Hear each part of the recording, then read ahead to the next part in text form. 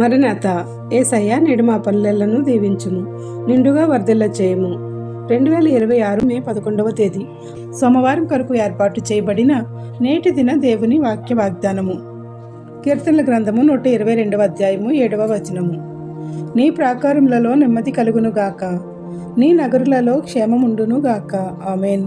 ప్రియమైన దేవుని విశ్వాసులారా, విజయుడైన యేసుక్రీస్తు తన కృపలను మనందరిపై కుమ్మరించి విజయం ఇచ్చి మన దేశ ప్రాకారములలో తన చల్లని చూపుతో నెమ్మది కలుగచేసి మన దేశ నగరులలో సరిహద్దులలో క్షేమం ఇచ్చినందుకు ఆయనకు ఏమి ఇచ్చి రుణము తీర్చగలము? ప్రార్థన. విజయుడైన యేసుక్రీస్తు ప్రభువా, మా దేశంలో శాంతి సమాధాన పరిస్థితులు కల్పించి మమ్మల్ని తెప్పరిల్ల చేసి సంరక్షించిన తండ్రి, నీకే స్తోత్రములు. అపవాది ఎదుట సిగ్గుపడకుండా మా దేశమును మా కుటుంబములను కాపాడి ఆనంద తైలముతో అభిషేకించినావు.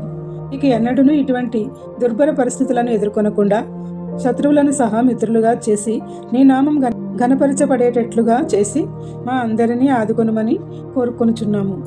నేడు వివాహ దినోత్సవములు, జన్మదినోత్సవములు, ఇతర శుభకార్యములను చేసుకుంటున్న నీ బిడ్డలపై నిండుగా దీవెనల వర్షం కుమ్మరించుము. ఎవరైతే బాధలలో, శ్రమలలో, కష్టములలో, ఇబ్బందులలో, నష్టములలో, అప్పులలో, దుఃఖములో, అనారోగ్యములతో ఉన్నారో వారికి నీ ఆదరణ ఇచ్చి గొప్ప సాంత్వన చేకూర్చి ఆదుకొనుము. ఈ ప్రార్థన వినుచున్న ప్రతి నీ బిడ్డకు అన్నింటా విజయం ఇచ్చి సాక్షులుగా నిలువబెట్టుము.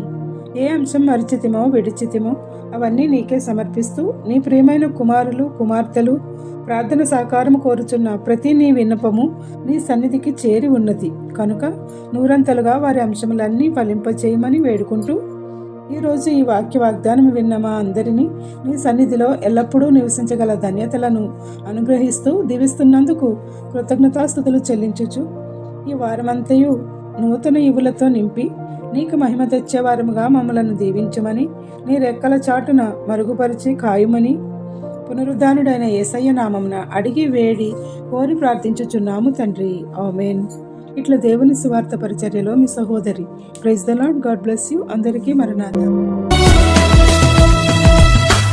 ఆరాధించే వేళలందు నీదు హస్తములు తాకాయి నన్ను, పశ్చాత్తాపము కలిగే నాలో, నేను పాపినని గ్రహించగానే నీ మెళ్ళకు అలవాటయ్యి నీ పాదము వదలకుంటిన్, నీకిష్టమైన